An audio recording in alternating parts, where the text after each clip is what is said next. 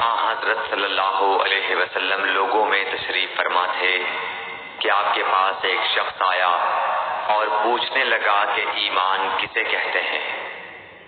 آپ صلی اللہ علیہ وسلم نے فرمایا کہ ایمان یہ ہے کہ تم اللہ پاک کے وجود اور اس کی وحدانیت پر ایمان لاؤ، اور اس کے فرشتوں کے وجود پر، اور اس اللہ کی ملاقات کے برحق ہونے پر، اور اس کے رسولوں کے برحق ہونے پر، اور مرنے کے بعد دوبارہ اٹھنے پر ایمان لاؤ۔ پھر اس نے پوچھا کہ اسلام کیا ہے؟ آپ صلی اللہ علیہ وسلم نے پھر جواب دیا کہ اسلام یہ ہے کہ تم خالص اللہ کی عبادت کرو اور اس کے ساتھ کسی کو شریک نہ بناؤ، اور نماز قائم کرو، اور زکوٰۃ فرض ادا کرو، اور رمضان کے روزے رکھو۔ پھر اس نے احسان کے متعلق پوچھا۔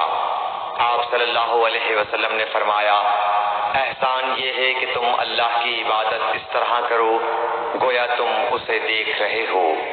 اگر یہ درجہ نہ حاصل ہو تو پھر یہ تو سمجھو کہ وہ تم کو دیکھ رہا ہے۔ پھر اس نے پوچھا کہ قیامت کب آئے گی؟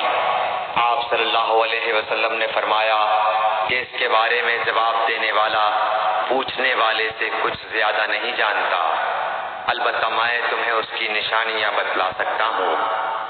وہ یہ ہیں کہ جب لونڈی اپنے آقا کو جنے گی، اور جب سیاہ اونٹوں کے چرانے والے دیہاتی لوگ ترقی کرتے کرتے مکانات کی تعمیر میں ایک دوسرے سے بازی لے جانے کی کوشش کریں گے، یاد رکھو قیامت کا علم ان 5 چیزوں میں ہے جن کو اللہ کے سوا کوئی نہیں جانتا۔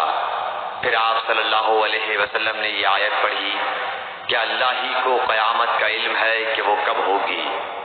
پھر وہ پوچھنے والا پیٹھ پھیر کر جانے لگا۔ آپ نے فرمایا کہ اسے واپس بلا کر لاؤ۔ لوگ دوڑ پڑے مگر وہ کہیں نظر نہیں آیا۔